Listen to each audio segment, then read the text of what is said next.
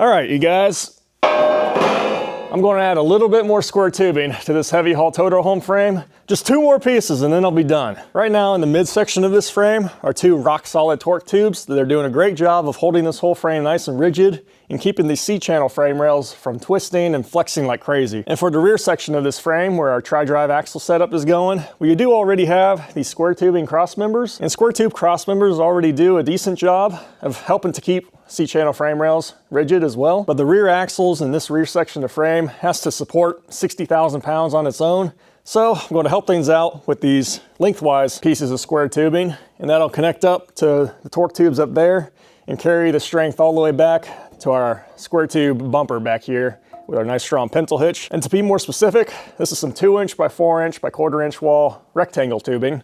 So this added verticality of it will add some strength to these frame rails and help keep the 60,000 pounds of weight from really bending this frame back here. This frame is already 3/8 inch thick, which is a nice upgrade over your standard 1/4 inch frames that your average semi-truck has. But an average semi-truck is typically just seeing 34,000 pounds of weight on their rear axle set. So a little extra steel won't hurt to help deal with 60,000 pounds of force on our rear axle set.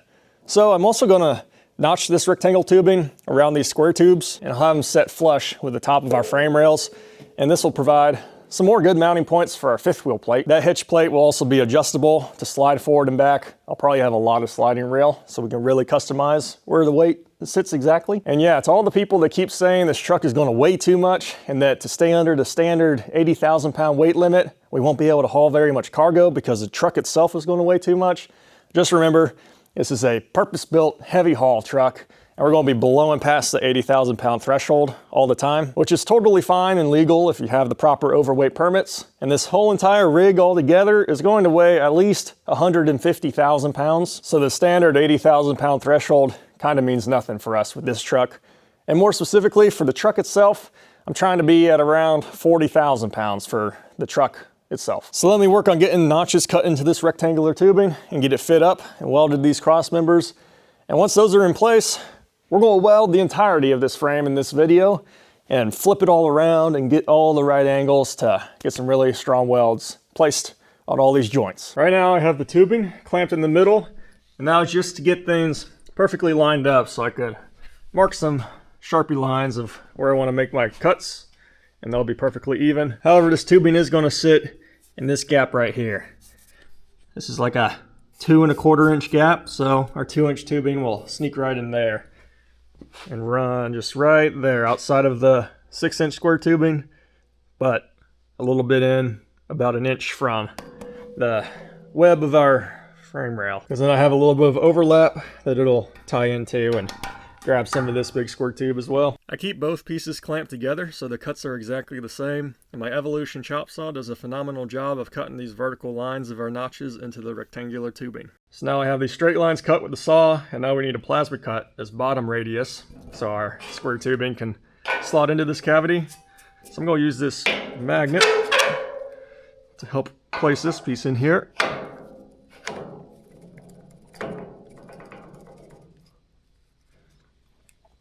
So that holds this edge perfectly flush, and we can just use a Sharpie to trace this radius. So we have a line to follow with the plasma cutter.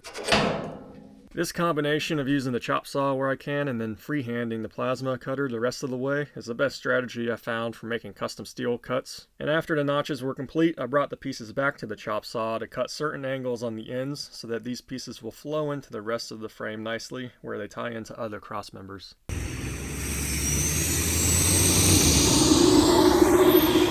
You guys saw my last video. You know that I'm in a season where I'm trying to sell as many things as possible, and that even includes my beloved OBS Ford here that I built for myself. And I'm actually on a trip right now to deliver it to the new owner. So my time with it is quickly wrapping up. But since I've been selling so many things to prepare for some exciting upcoming plans, I've had to dish out my address and my phone number to a bunch of strangers on Marketplace. And I hate having to share my personal information like that. However, technically that's nothing compared to how all of us are constantly under attack online, with companies selling or brokering our personal information for their profit at the expense of our privacy and security. That's where the sponsor of today's video, Incogni, has stepped in to help fortify my life against these threats, And here's how Incogni can help you too. Data breaches happen more and more each year, leading to scams, identity theft, and your personal information getting exposed to nefarious corners of the internet. But Incogni steps in to track down and remove your personal data from these commercial databases, online directories, and people search sites. Incogni also offers their custom removal feature that can take down almost everything that's exposed about you online if it meets the right criteria. I literally tried Googling my name for you guys to personally showcase how this Incogni custom removal feature works, but because I've had Incogni active in my life for over a year, I literally wasn't even able to find an example of my information being on any nefarious websites, which really impressed me since I'm somewhat of a public figure, and it's a testament to the effectiveness of having Incogni's protection. However, if you don't feel like being as proactive as manually sending these links to Incogni, don't worry, because Incogni would already be doing a lot of heavy lifting behind the scenes, scouring hundreds of known data brokers and removing your information as it comes across it, while also repeatedly circulating back to make sure your information stays off these sites. So take back your personal data with Incogni. Go to incogni.com/hunterdeal to get 60% off an annual plan. Use code HUNTERDEAL at the link in the description below to get 60% off an annual plan. Remember, they can't harm you if they can't find you. So thank you, Incogni, for sponsoring today's video and keeping me safe online. All right, these pieces are cut like they need to be. So let me work on getting them positioned in these frame rails. I have this one strap back there that I'll try to hook that end on, and then I'll try to clamp it up there. And then we'll move on from there with fixturing it exactly where it needs to be. So let's work on getting this up in here.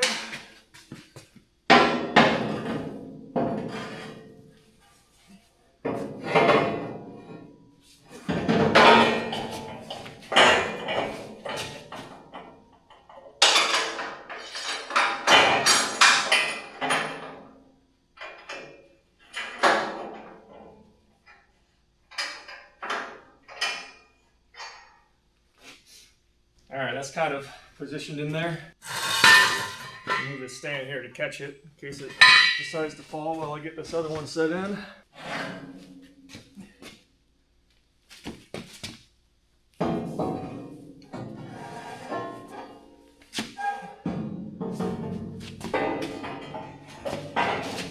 All right, now I use this pipe stand and this crossover piece to span between the two and really push them up into their notches here so that they'll be level with the bottom. And this gets them a little closer to where they need to be since that strap back there was sagging. So at least now that it's pressed up in the middle, we can get rid of all this stuff and move towards a more precise fixturing method. Because now I'll use this bigger piece of square tubing here that I know is perfectly straight. And with using these clamps,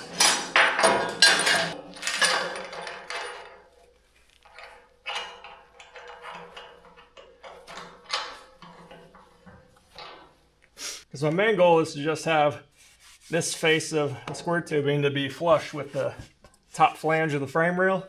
So now this has some play up and down, but this tube is clamped up nice and seated against the frame rails. So now as long as this is seated down against that, and this is seated together right here to tie into this square tubing, it's right where it'll need to be so we can tack it in place. I'll put a clamp between these two as well.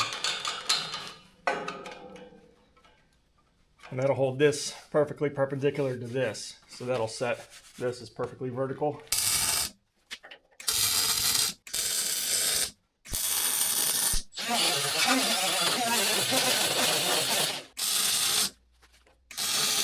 And now we'll just move this tube back a bit.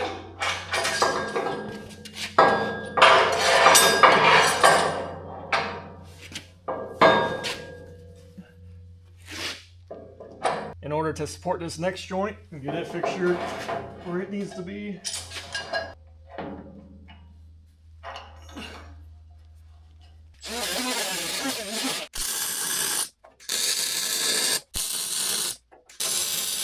Now we don't need this pipe stand here anymore.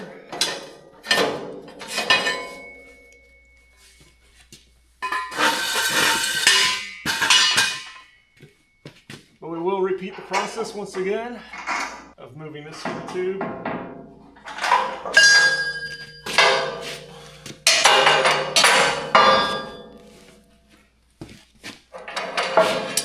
All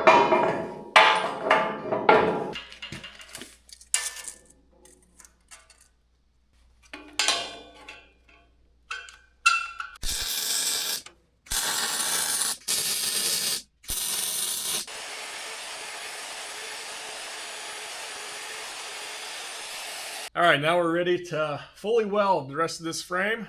That process is going to entail welding all the welds that are optimal to get to with the frame in this position, and then we'll rotate the whole frame 90 degrees at a time and tackle all the welds at their optimum angle for most strength.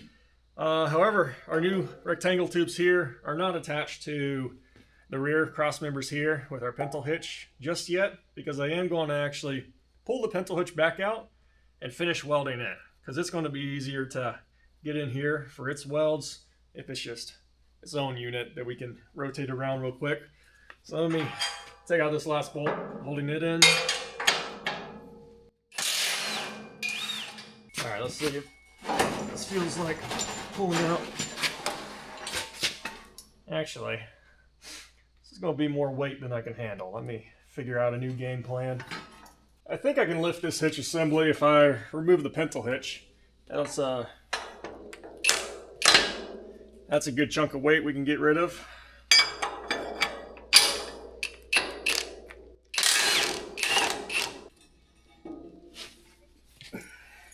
Now let's try this. Yeah, that's manageable.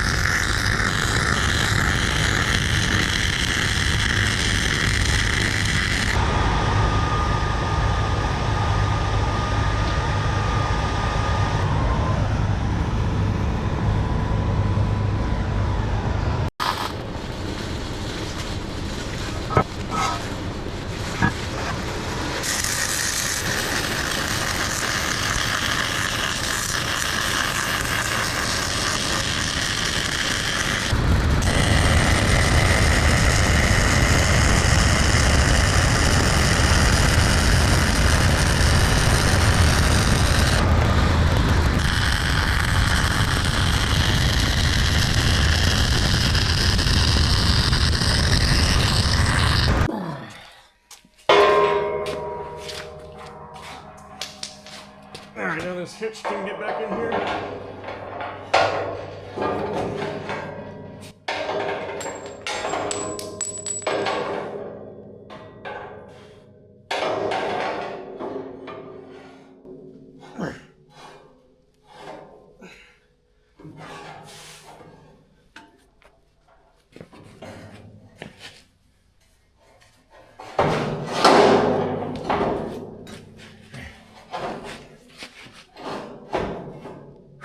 And once I have this aligned to all its bolt holes and bolted back up, we will weld this hitch assembly to this new rectangular tubing that we added. And basically I designed this frame to unbolt into 3 separate pieces.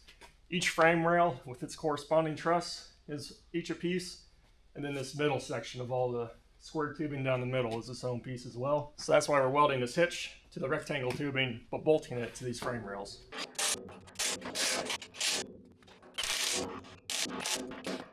Now I'll get this piece of square tubing involved again to help mock up these pieces of rectangle tube. All right, these tubes are clamped in place. I'm going to work on completely welding them in to this hitch and also the rest of the cross members going forward, and every other weld that needs to be done while the frame is in this orientation.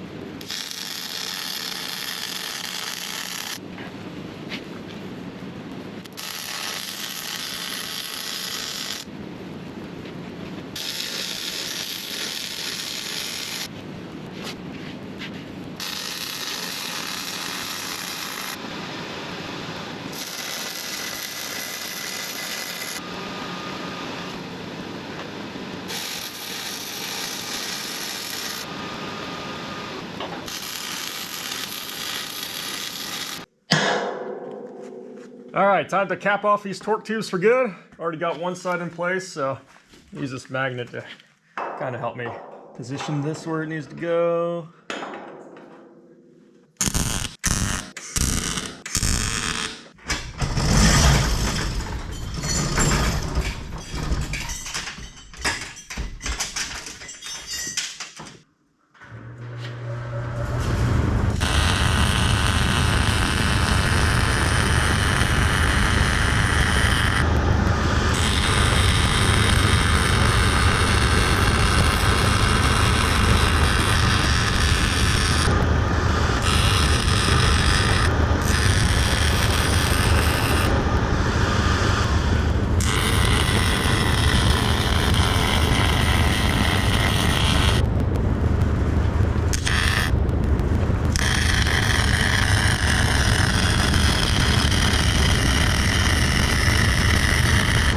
I finished all the welds that I need to hit while the frame's in this position. So now let's bring the skid steer in here and work on flipping this.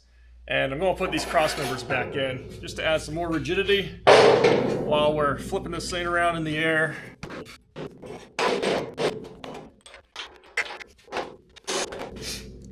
This will allow me to chain to this truss as well, and I can torque it side to side with these cross members in here.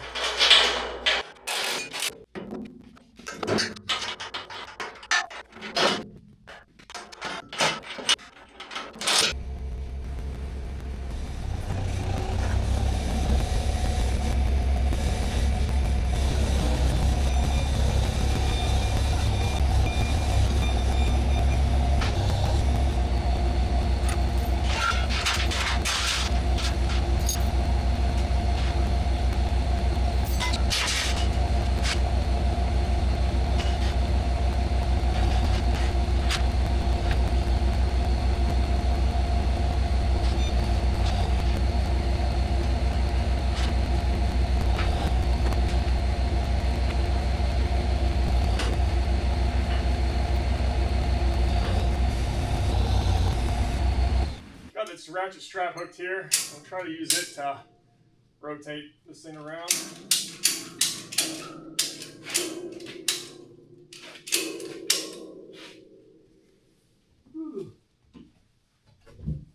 I'll get in the safety of this cab.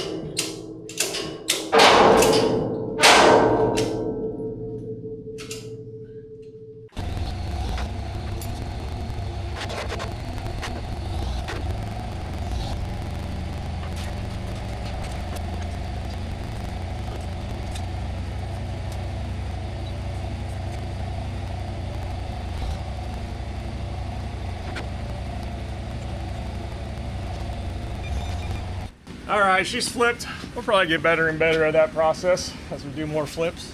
Then it's just a matter of running down the frame and addressing whatever part of each joint is optimal to weld while the frame is positioned this way, so we can use gravity to work with us rather than against us, and really lay down some strong welds tying all this steel together. Before I weld, I do always go through with a wire wheel and polish up all the seams I'm about to weld so contaminants can be removed and the weld can be clean and well behaved. I am welding the truss directly to the C-channel frame rails, which some people may frown upon, but the truss is doing the bulk of the work providing strength to this section of the truck, and it really doesn't matter if we adjust the metallurgy of the C-channel frame rails slightly and localize spots throughout this section of the truck.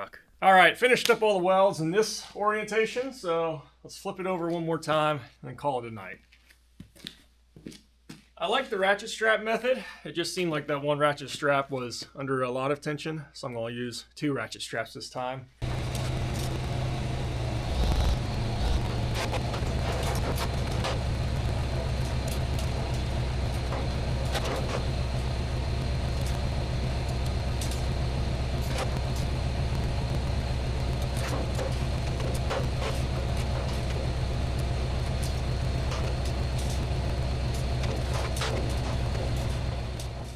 This camera angle happens to show a pretty cool feature of this frame I haven't told you guys about yet, which is that I carefully fabricated this whole frame, including the truss, to have a slight upward bow to it. This is so that once the truck is finally sitting on axles and supporting the large living quarters in the midsection, this frame can slightly bend and settle to being nice and straight rather than sagging. This fabrication design is seen all over the trailer industry when it comes to lowboys, flatbeds, and step deck trailers designed to support tens of thousands of pounds of payload without drooping. Alright, our two main torque tubes here still have this one last gap here, opening themselves up to the outside world, so it's time to put the final cap piece on them. Now normally this area that I'm in is very humid. However, I've timed this section of the project perfectly to where cold front just came through and swept all the moisture out of the way. So now we're left with as dry of air as this area gets. So very low humidity, very low dew points. So it'll be perfect because now we're going to be sealing up our torque tubes to never interact with outside air anymore.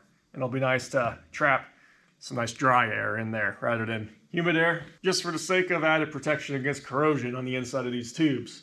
Now, I'm not going to coat these insides with anything or put some sort of other gas in here. I don't mind if a little bit of oxygen trapped in here gets consumed to create some surface rust in there, because once that oxygen is consumed, the rusting process would stop anyways. So I've just been careful to weld in a way that'll make no leaks on the ends of these tubes, and then we should be good to go there. So I do have this pipe here. I'm going to feed it in here.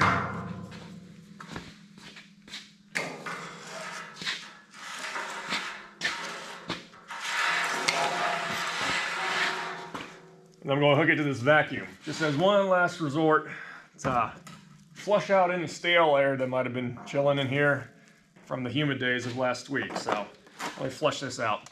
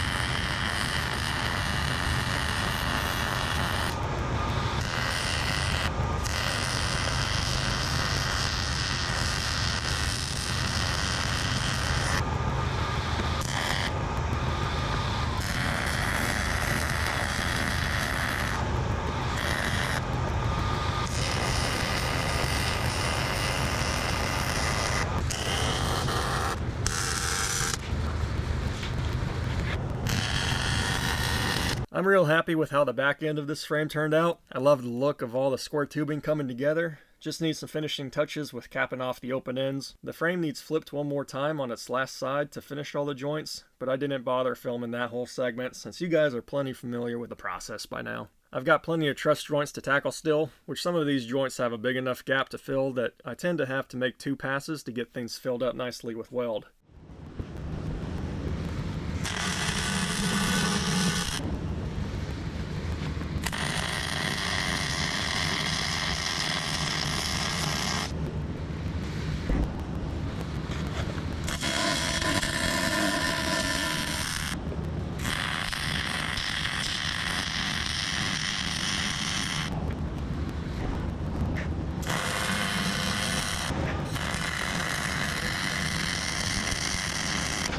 Alright, got all the welding done. Our new rectangular tubes are all wrapped into these cross members, and everything wraps back and ties together nice and solid.